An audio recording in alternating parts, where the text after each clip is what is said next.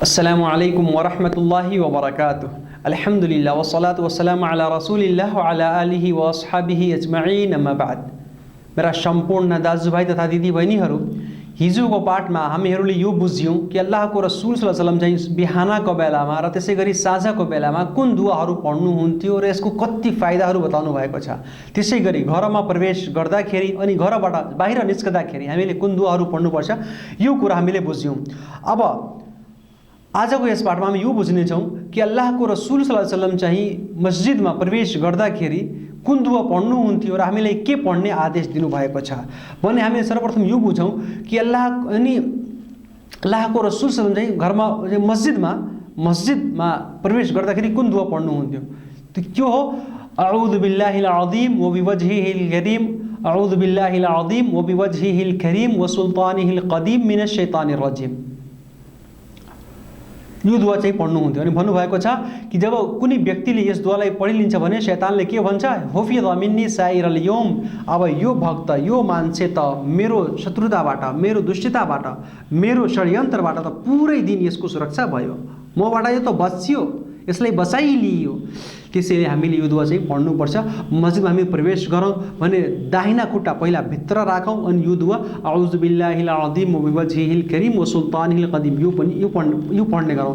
र त्यसै गरी अर्को हदिसमा छ, म अहिले बताउँछु कि त्यसमा चाहिँ बिस्मिल्लाहि वस्सलामु अला रसूलिल्लाह, त्यसै गरी अल्लाहुम्मा फ़्तह ली अबवाब रहमतिक, जस्तो कि अबू दाऊद र इब्न माजाको हदिसमा छ। अल्लाहको रसूल सल्लल्लाहु अलैहि वसल्लमले भन्नुभएको छ कि जब कुनै पनि व्यक्ति मस्जिदमा प्रवेश गरोस्, इदा दखल अहदुकुमुल मस्जिद, जब कुनै पनि व्यक्ति मस्जिदमा प्रवेश गरोस् भने फलयुसल्ली मअल नबी, रसूल अकरम सल्लल्लाहु अलैहि वसल्लम माथि त्यो सलातो सलाम अर्थात दुरूद शरीफ भेजोस् अनि यो भनोस् अल्लाहुम्मा फ़्तह ली अबवाब रहमतिक। अर्थात मस्जिदमा प्रवेश गर्दाखेरि मैले के भन्नुपर्छ? सुरुमा प्रवेश दाहिना खुट्टा हाल्ने, भित्र राख्ने अनि अऊज़ु बिल्लाहिल अज़ीम व बिवजहिहिल करीम व सुल्तानिहिल क़दीम मिनश शैतानिर रजीम, बिस्मिल्लाहि वस्सलामु अला रसूलिल्लाह, बिस्मिल्लाहि वस्सलातु वस्सलामु अला रसूलिल्लाह, अल्लाहुम्मा फ़्तह ली अबवाब रहमतिक। यो दुआ हामीले पढ्नुपर्छ। याद गर्नुस्, सजिलै छ इन्शाअल्लाह। तर यदि यो याद छैन भने मात्र यति पनि पढ्न सक्नुहुन्छ, बिस्मिल्लाहि वस्सलातु वस्सलामु अला रसूलिल्लाह, अल्लाहुम्मा फ़्तह ली अबवाब रहमतिक। त्यसै गरी मस्जिदबाट बाहिर निस्कँदाखेरि हामीले कुन दुआ पढ्नुपर्छ? अल्लाहुम्मा इन्नी असअलुका मिन फضलिक। मस्जिदबाट बाहिर निस्कँदाखेरि अल्लाहुम्मा इन्नी असअलुका मिन फضलिक, अल्लाहुम्मा अस्मिनी मिनश शैतानिर रजीम। यो पनि हदिसमा प्रमाणित छ। भने यो दुआ अल्लाहको रसूल सल्लल्लाहु अलैहि वसल्लमले बताउनु भएको छ मस्जिदमा प्रवेश हुँदाखेरि, मस्जिदबाट बाहिर निस्कँदाखेरि। त्यसै गरी मेरो भाइहरू, अल्लाहको रसूल सल्लल्लाहु अलैहि वसल्लमको पद्धति यो पनि थियो, कुनै पनि महिनाको जब उहाँले हिलाल अर्थात प्रथम दिनको चन्द्रमा हेर्नुहुन्थ्यो भने कुन दुआ पढ्नुहुन्थ्यो?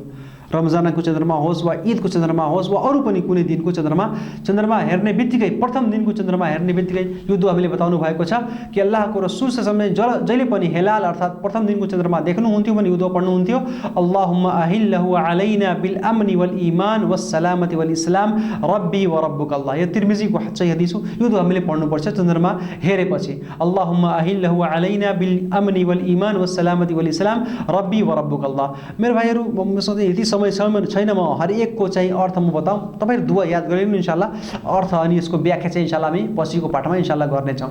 त्यसै गरी अल्लाहको रसूल सल्लल्लाहु अलैहि वसल्लमको पद्धति, उहाँको आदर्श, उहाँको मार्गदर्शन, उहाँले हामीले कुन तरिका बताउनु भएको छ, खास गरी चाहिँ हाछिउ गर्दा र त्यसै गरी जमाई अर्थात हाई गर्दा हामीले कुन कुराहरू गर्नुपर्छ, यो कुरा हामी बुझौँ। अल्लाहको रसूल सल्लल्लाहु अलैहि वसल्लमसित यो प्रमाणित छ कि इन्नल्लाह युहिब्बुल उतास, अर्थात अल्लाह तालाले हास्यौँलाई, छिक्नुलाई पसन्द गर्नुहुन्छ, मन पराउनुहुन्छ। वयकरहु तसाउद, अनि चाहिँ तसाउब अर्थात जुन हाई आदमी गर्छ, जमाई लिन्छ, मुख खोलिरहेको हुन्छ, यसलाई अल्लाह तालाले मन पराउनु हुन्न। त्यसैले भन्नुभएको छ कि जब तुमीमध्ये कोही पनि व्यक्ति यदि त्यसले हाछिउ गर्यो, त्यसलाई छिक आयो भने यो भनोस् अल्लाहको हम्द सना बयान गरोस्, अल्लाहको प्रशंसा बयान गरोस् अनि भनोस् अल्हम्दुलिल्लाह। के भनोस्? अल्हम्दुलिल्लाह भनोस्। अनि जुन व्यक्तिहरू त्यहाँ बसेका छन्, जुन व्यक्तिहरूले यो सुने, तिनीहरू अल्हम्दुलिल्लाह, तिनीहरूले चाहिँ यर्हमुकल्लाह भन्नुपर्छ। अनि यो भन्नुभएको छ कि यो तसाउब अर्थात जुन यो जमाई, जुन हाई गर्नु हो, यो शैतानको तर्फबाट आउँछ। अनि जुन व्यक्तिलाई हाई अर्थात जमाई आउँछ त्यो हर सम्भव प्रयास गरोस्, यसलाई रोक्ने चाहिँ त्यो प्रयास गरोस्।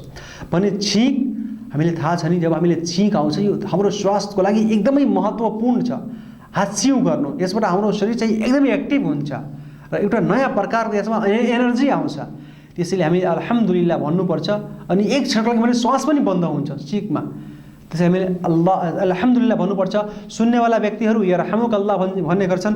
र त्यसै गरी अर्को हदिसमा छ कि फेरि छिक्नेवाला व्यक्तिले यो भन्छ यहदीकुमुल्लाहु व युस्लिहु बालकुम भने। अनि चाहिँ यो हाई गर्दा जमाई आउँदा भने हामीले आफ्नो मुखलाई रोक्नुपर्छ, हर समय यसले हटाउने चाहिँ हामीले प्रयास गर्नुपर्छ।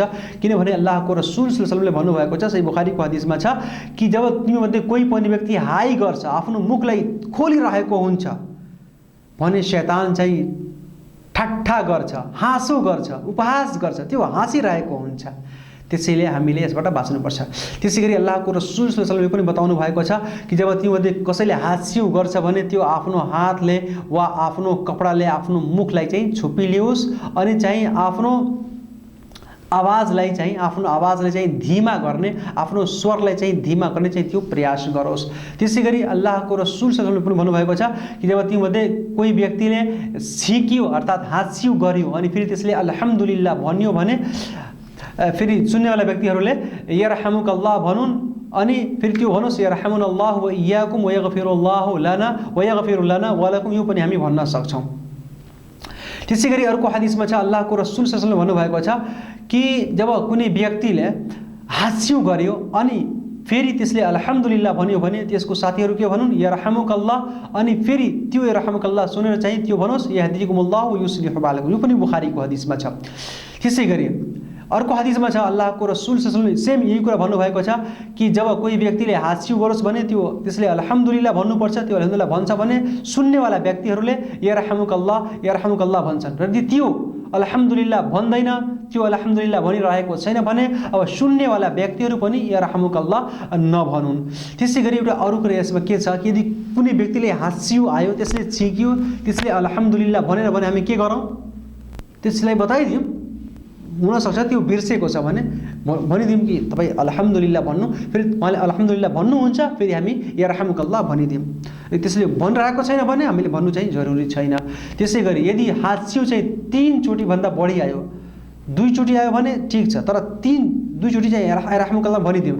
तर यदि 3 चोटि वा 3 भन्दा बढी त्यसले हाँस्यौ गरिरहेको छ, सर्दी भएको छ, जुकामको भएको छ, अरू कुनै कारण चाहिँ शीतलताको कारण चाहिँ अलि सर्दी लागेको छ, चिसोपना लागेको छ भने हामीले के गर्नुपर्छ भन्नुपर्छ कि चाहिँ रजुलुन मजकुम हादा रजुलुन मजकुम, अर्थात् उहाँले चाहिँ शीतलता लागेको छ, उहाँले चाहिँ ठन्डी लागेको छ। त्यसैले चाहिँ मेरो भाइहरू हामीले यो कुरा भन्नुपर्छ, यो दुआ चाहिँ पढ्नुपर्छ। सिक्नेवाला र सुन्नेवाला, फेरि सिक्नेवाला व्यक्तिले के भन्नुपर्छ हामीले, म चाहिँ यो कुरा मैले बताइदिएँ भने सिक्नेवाला व्यक्तिले के भन्छ अल्हम्दुलिल्लाह, सुन्नेवालाले यरहमुकल्लाह, फेरि सिक्नेवालाले यहदीकुमुल्लाहु व युस्लिहु बालकुम। धेरै राम्रो कुरो छ मेरो भाइहरू। यहुदीहरू जब अल्लाहको रसूल सल्लल्लाहु अलैहि वसल्लम कहाँ आउँथे अनि तिनीहरू चाहिँ हाँस्यौ गर्थे भने तिनीहरू अल्हम्दुलिल्लाह भन्थे अनि तिनीहरू यो चाहिँ सोच्दथे वा तिनीहरू चाहिँ यो चाहिँ मन पराउँथे कि अल्लाहको रसूल चाहिँ भनुन् यरहमुकल्लाह, तर उनीहरूको लागि अल्लाहको रसूल सल्लल्लाहु अलैहि वसल्लमले चाहिँ यहदीकुमुल्लाहु व युस्लिहु बालकुम भन्नुहुन्थ्यो। त्यही दुआ हामीले पढ्नुपर्छ। कुनै व्यक्तिले चाहिँ यदि अल्हम्दुलिल्लाह भन्यो, त्यो मुस्लिम छ भने हामी यरहमुकल्लाह भनौँ। त्यो गैर मुस्लिम कहिलेकाहीँ यस्तो गरिलिन्छ नि अल्हम्दुलिल्लाह भन्छ भने उनीहरूको लागि हामीले के भनिदियौँ यहदीकुमुल्लाह युस्लिहु बालकुम, यो पनि यो भन्नुहोस्, तर तिनीहरूको लागि हामी यरहमुकल्लाह नभनौँ। त्यसै गरी मेरो भाइहरू एउटा अरू बढी प्यारो दुआ छ, अल्लाहको रसूल सल्लल्लाहु अलैहि वसल्लमले बताउनु भएको छ। यो दुआ पनि हामीले पढ्नुपर्छ। कुन बेलामा जब कुनै पनि व्यक्ति यदि कष्टमय र कुनै खाँचोमा छ, कुनै अप्ठ्यारोमा ती यदि छ भने हामीले यो दुआ चाहिँ पढ्नुपर्छ। कुनै चाहिँ परेशानीमा, कुनै चाहिँ विपत्तिमा, कुनै आपत्तिमा त्यो परेको छ अनि हामीले त्यसलाई हेर्यौँ भने हामीले यो दुआ चाहिँ पढ्नुपर्छ। त्यो कुन दुआ हो? अल्हम्दुलिल्लाहिल्लज़ी आफानी मिम्मा इब्तलाका बिही व फद्दलनी अला कतीरिम मिम्मन खलक़ तफदीला। अल्लाहको रसूल सल्लल्लाहु अलैहि वसल्लमले भन्नुभएको छ यदि कुनै विपत्तिमा, आपत्तिमा, खाँचोमा, अप्ठ्यारोमा परेको व्यक्तिलाई हेरेर कोही व्यक्तिले यो दुआ पढिलिन्छ भने इन्शाअल्लाह त्यसलाई त्यो विपत्ति वा त्यो चाहिँ बेरामी वा त्यो चाहिँ मुस्किल जुन कुरा त्यसमाथि आएको छ यसमाथि चाहिँ त्यो आउँदैन, त्यो विपत्ति चाहिँ यसमाथि चाहिँ आउँदैन। त्यसैले हामी दुआ पढ्नुपर्छ। कुनै पनि बेरामी कहाँ वा कुनै खाँचोमा परेको व्यक्तिलाई हामी हेरौँ भने यो त पहिले अल्हम्दुलिल्लाहिल्लज़ी आफानी मिम्मा इब्तलाका बिही व फद्दलनी अला कतीर मिम्मन खलक तफदीला। यसै गरी मेरो भाइहरू गधाको आवाज सुनेपछि वा भाले कुखुरा छ त्यसको आवाज सुनेपछि हामीले के गर्नुपर्छ? अल्लाहको रसूल सल्लल्लाहु अलैहि वसल्लमले भन्नुभएको छ कि तिमीहरूमध्ये जब कोही पनि व्यक्ति गधाको आवाज सुनोस् भने त्यो अल्लाहसित शरण मागोस्, किनभने त्यो शैतानलाई हेरेको छ।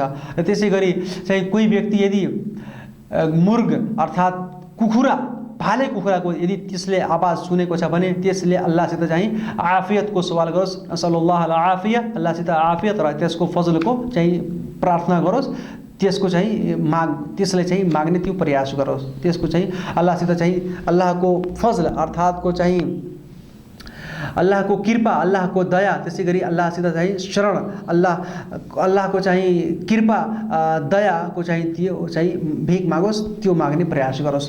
मेरो भाइहरू त्यसै गरी अल्लाहको रसूल सल्लल्लाहु अलैहि वसल्लमले पनि भन्नुभएको छ कि यदि कोही व्यक्ति क्रोधित भएको छ, त्यसलाई रिस उठेको छ, धेरै एङ्ग्री भएको छ भने त्यसले वजु गरिलियोस्। त्यसै गरी यदि त्यो चाहिँ उभिएको अवस्थामा छ, खडा भएको छ भने त्यो बसिहालोस्, बसेको छ भने अलि चाहिँ सुतिहालोस्, लेटिहालोस्। त्यसै गरी चाहिँ त्यो सधैँ चाहिँ जतिखेरसम्म त्यसको क्रोध चढेको छ, रिस उठेको छ भने त्यो यो पढिलियोस्, अऊदु बिल्लाहि मिनश शैतानिर रजिम, अऊदु बिल्लाहि मिनश शैतानिर रजिम, त्यो पढ्ने गरोस्। त्यसै गरी मेरो भाइहरू अल्लाहको रसूल सल्लल्लाहु अलैहि वसल्लमको यो पनि पद्धति छ, उहाँले हामीले बताउनु भएको छ कि अजानको बेलामा अल्लाहको रसूल कुन दुआ बताउनु भएको छ हामी यो बुझौँ। अजानको बेलामा भने अल्लाहको रसूल सल्लल्लाहु अलैहि वसल्लमको तरिका यो थियो कि उहाँले भन्नुभयो कि अजान चाहिँ दुई भनिन्छ अनि जुन इकामत हुन्छ त्यो चाहिँ एकचोटि भनिन्छ, अनि जुन कद कामती सलातको अर्थ हुन्छ इकामतमा त्यो चाहिँ दुईचोटि नै भन्नुपर्छ। अनि त्यसै गरी जुन सुन्नेवाला हुन्छन्, अजान सुन्नेवाला, तिनीहरूले मुअज्जिनको जवाफ पनि दिनुपर्छ। बरु अल्लाहको रसूल सल्लल्लाहु अलैहि वसल्लमले भन्नुभएको छ कि जुन व्यक्तिले मुअज्जिनको अजानलाई सुन्दछ अनि त्यो त्यसै अनुसार त्यो पनि त्यसको जवाफ दिइरहेको छ भने इन्शाअल्लाह त्यो स्वर्गमा प्रवेश पाउनेछ, त्यो जन्नतमा जानेछ। तर मुअज्जिनले जब अजान दिनेवाला व्यक्तिले जब हय्या अला सलाह भन्छ, हय्या अला फलाह भन्छ भने हामीले त यहाँ ला हौला वला कुव्वता इल्ला बिल्लाह भन्नुपर्छ।